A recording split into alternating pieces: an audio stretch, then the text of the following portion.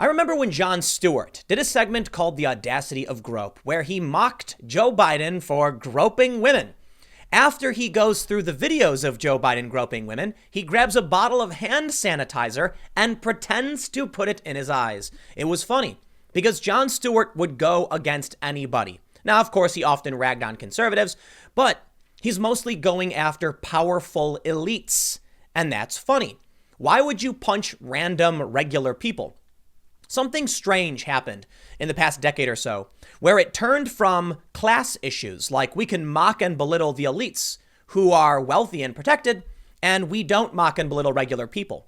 Because of intersectional feminism, it changed, and now it's kind of just like, well, white people are fair game, but not brown people, but white rich people, but not, Anyway, the point is, we now have celebrities, people like Patton Oswalt, who instead of doing jokes about the wealthy elites, those in power, those of means, it's going after poor people because of tribe. In this story from the Daily Caller, they say, insulated Hollywood bubble dweller, Patton Oswalt dragged for tone-deaf tweet mocking shutdown protesters. Patton Oswalt doesn't really know what's going on. That's probably the easiest way to explain it. He sees his tribe on Twitter mocking and belittling regular working class people, so he wants to join in because he wants to get those sweet, juicy retweets. I think it's funny because the tweet was kind of a virtue signal, and I get accused of virtue signaling for saying I don't like it when people, punch down for the most part. That's true of all jokes, including homophobic ones and racist ones. That's right. I don't like any of that stuff, though I agree with his right to free speech. By all means, Patton Oswalt, make all of the stupid jokes you want. You're not going to see me demand you be shut down for it. You can keep doing it. And I'm glad you did, because now I can see your disdain for working class people. Here's the tweet. Here's what he says. Patton Oswalt tweets, Anne Frank spent 2 years hiding in an attic, and we've been home for just over a month with Netflix, food delivery, and video games. And there are people risking viral death by storming state capitol buildings and screaming, open Fuddruckers. It's so funny. Yes, comparing yourself to Anne Frank. Okay, fine, whatever. I get the joke. I think it's funny. Open Fuddruckers, haha, as if these people are protesting because they want to eat cheeseburgers. What Patton Oswalt ignores is that right now there are miles-long lines for food because 22 million people don't have work. Many of those protesting are protesting because their businesses have been shut down and they don't have jobs right now. And I think it's funny when people accuse me of virtue signaling for pointing this out. My question is, do you think these people pounding on the door of the state building, the Capitol building, are doing it because they're bored? No, it's because their jobs are gone and they have time now to protest. That's basically it. If they were working, they wouldn't be out protesting. That's kind of how things go. Well, Patton Oswalt, this celebrity, out-of-touch elitist, gets dragged pretty hard. I really do love the insulated Hollywood bubble dweller comment, but Robbie Suave had probably the best response I had seen. Check this out. When Patton Oswalt says they're storming the state capitol screaming open Fuddruckers, he said, some of them work at Fuddruckers or places like it. Not everyone can afford the luxury of staying home, ordering takeout, and watching Netflix for 2 months. We can't all be wealthy, overrated comedians. Well, I don't think you need to call Patton Oswalt overrated. He's a famous comedian, so he certainly makes money. People like what he does. And a lot of people are retweeting this. They like what he has to say. But we can criticize him. And that hit the nail on the head with the hammer. They're pounding on the door, screaming, open Fuddruckers. Is the joke supposed to be that they're just complaining because they want to make their silly little burger? Or is it because that's where they work? He doesn't get it. The people screaming, yeah, I'm sure they are screaming open Fuddruckers because they work there and because they lost their jobs and now they don't know where their food is coming from. I'm not a fan of this kind of stuff, man. Let's look at I'll take a look at some of these smackdowns, but there's a bigger story I want to get to. The one world, one people's thing, which I find horribly out of touch and in bad taste. So Greg Gutfeld says, rich fat guy sitting on a mountain of cash tells you to suck it up. Fox News contributor Dan Bongino said, insulated Hollywood bubble dweller with zero awareness of what goes on in the real world, where working men and women don't get swag bags for waking up in the morning. And there were plenty more for where that came from. Now, listen, I'm not surprised that we're seeing tribal dividing lines on this. It's Trump and the Trump supporters, conservatives, who are mostly saying reopen the economy. But of course, because they're very much, pro-worker, pro-economy, pro-job. My stance on the First Amendment has always been clear. when the protesters came to DC, the Extinction Rebellion people, saying, blocking the intersections and saying we want, climate change policy. You know what? I agree with their right to protest, and I think they did the right thing. Nonviolent civil disobedience. Guess what? You obstruct business, you bother people, they hear about you, and then you get arrested. Not always. Sometimes the people just get, removed. There were some people who set a dumpster on fire and pushed down the road. No, that's not okay. I'm totally in agreement with the right to peaceably assemble. If you obstruct a roadway for your climate change protests, more power to you. Congratulations. You have a right to do so, to protest and assemble. And then guess what? You're obstructing a roadway, and you get a slap on the wrist charge, and they clear you out. You pay the price for your protest, and you come out a few days later, you pay a fine or something. Typically, it's just all washed away, right? You do get in trouble a little bit, but let's be honest. Nobody needs to, no one deserves prison time for standing in the middle of the road for, a couple hours. We give them a slap on the wrist. That's protest. So when the conservatives come out, Trump supporters and other people who want to see the economy reopened, and they're banging on doors, I say, you have a right to protest. Whether they're smart or stupid, it doesn't matter. Right now, there's a bunch of progressives mocking this woman. She's got a sign that says, "My body, my choice, Trump 2020." And they're like, wow, these people are morons. They're so stupid, blah, blah, blah. Why are they stupid? She's right. Her body, her choice. This is what really, really bothers me about all the tribalist complete BS. When a woman goes out with a sign for pro-choice protesting, "My body, my choice," I say, okay. Now, I understand the conservative argument about the other body within her body, but it's a very, very complicated process. But when she says "my body, my choice," I say, all right. When the conservative woman comes out saying my body, my choice about whether she has a right to go out during a pandemic, I say, fair point. There you go. You got me on that one. I can't tell you what to do with your body. If you want to risk getting sick, well, more power to you. I'm going to stay home. It's that simple. If you want to protest, you're free to do so. I disagree with it within reason. I do think the governors are getting very draconian, but I don't want to get sick, so I probably won't go out and protest. That being said, when the Raleigh police tweeted protesting is not an essential activity, I've never wanted to protest more in my life. F you. No, the First Amendment doesn't come with an asterisk. It says what it says. So a bunch of people dragged Patton Oswalt. This Thaddeus Russell says, the wealthy comedian would like you to know that he and Anne Frank are morally superior to the ignorant and tasteless peasants who want their jobs and businesses back. Kurt Schilling said, STFU, Frodo. Most of this country despises you and all that you stand for. You're the definition of entitled white trash. You have Netflix, food delivery, video games, and little boys at your disposal. Much of this working nation has lost their jobs, paychecks, and more. I don't like the absolute anger against the guy. I think Patton's being stupid. I look at like Ryan Reynolds and Ricky Gervais, who love trashing celebrities and elitists, and people tend to like that. But I got a better point to be made. Patton Oswalt is chasing after tribalism. He sees the left making fun of conservatives, so he goes, open Fuddruckers. Man, Robbie with that excellent point. Some of those people work there, bro. That was not a good joke. Now, you're allowed to make the joke. Don't get me wrong. But when Florida reopened its beaches, within 30 minutes, the beaches were flooded with people. Guess what? People want to go out. It's not even about work. A lot of these people aren't protesting. They're just going to the beach. Because as soon as they say we're opening up, people get out of their houses. What side are you on? This is the weirdest thing. Twitter is not real life. Regular people are going out and about. Regular people want to go out. In Los Angeles, they were defying the stay-at-home orders. In many other areas, too, they started ignoring it. So the governor's like, I guess we got to reopen. So who are you on the side of? The random internet strangers on Twitter who give you magic points on your tweet? That's the stupidest thing. These people who chase after numbers, you are being roped into a tizzy by a random fringe faction that doesn't actually care or know what's going on. You sit on the internet on your high horse going like, I have Netflix and, and blah, blah, blah. Meanwhile, regular people are already defying the lockdown orders. And I'm not talking about the protesters. I'm talking about the people driving in California, the people who got arrested or fined for going for drives. So I had a tweet, I believe it was like a couple weeks ago, where I said, we're facing one of the most serious challenges of our generation. And we just have to sit around, watching, playing video games or watching TV. That's relatively nothing. The point I was making is the greatest challenge of the greatest generation was dying on a beachfront in Normandy, or worse, Pearl Harbor and things like that. So while we are facing a serious challenge, many of us are sitting at home bored. I understand not everybody has that luxury. And my point wasn't about people being wrong to call for the economy to be reopened.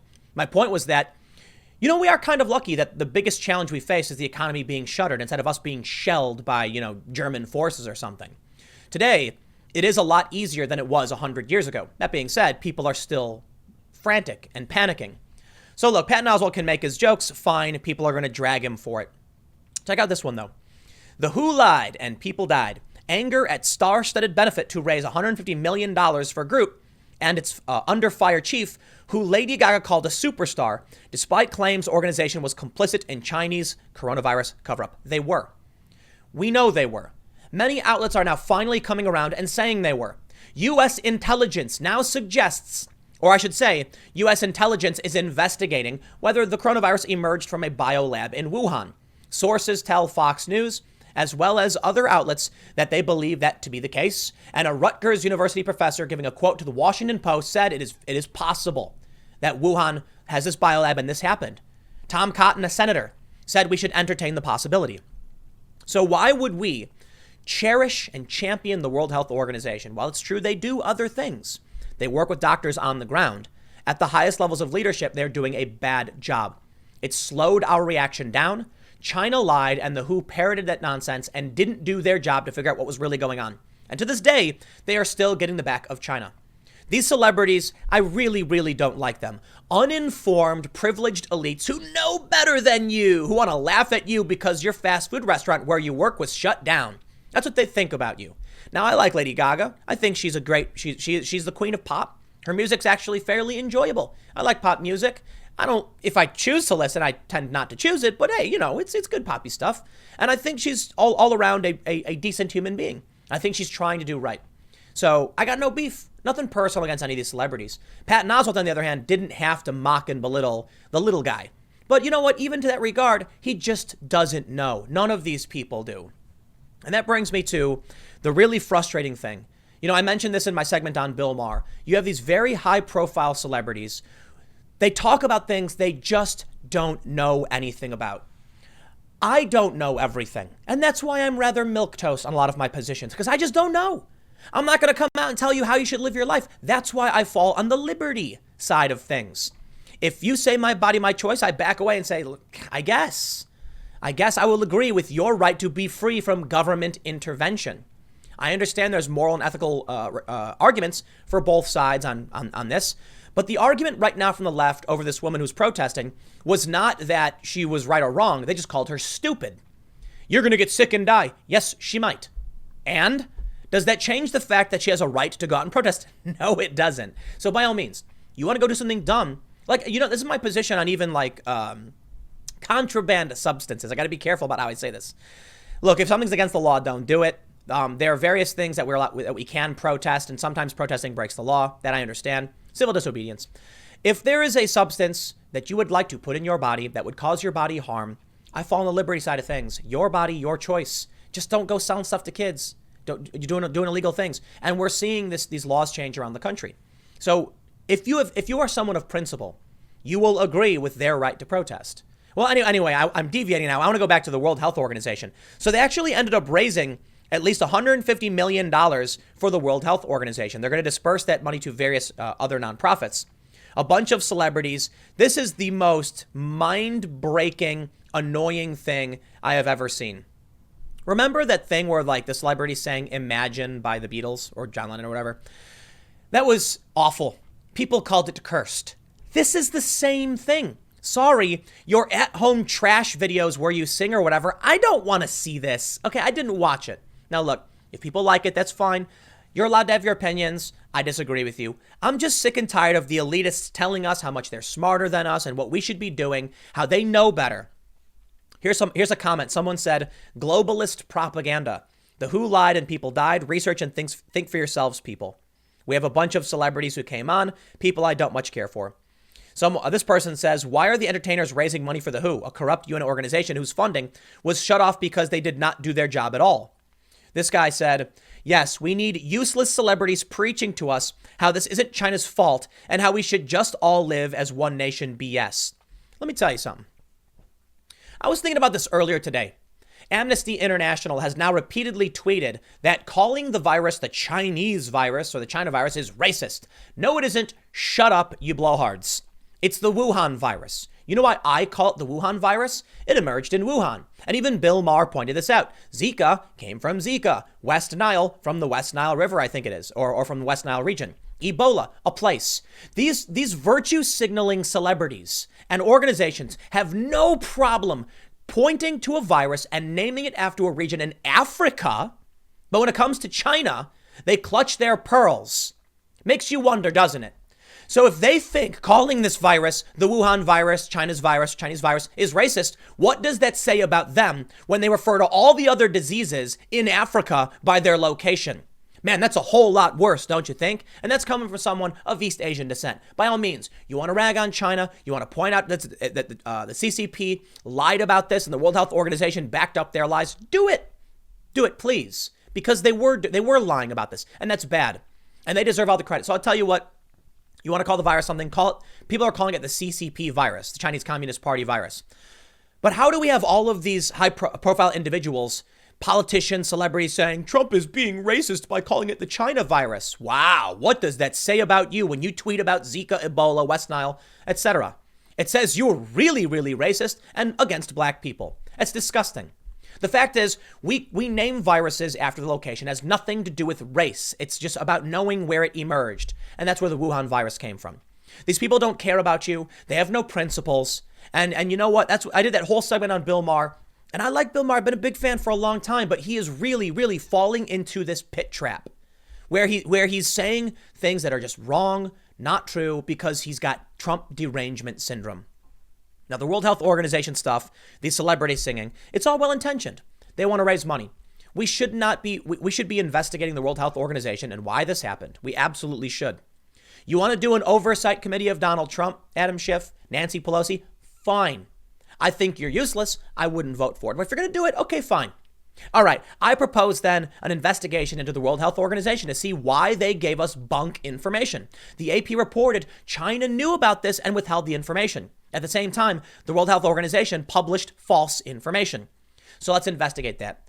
Some conservatives have proposed the World Health Organization leadership should be removed and they should still be funded with new leadership being brought in. Perhaps that's the answer. Don't look at me. I'm not the expert. But a lot of people are trashing these celebrities. And more to the point, my biggest issue is we're supposed to defer to the experts, which is supposed to be the World Health Organization. Well, we can't trust them right now.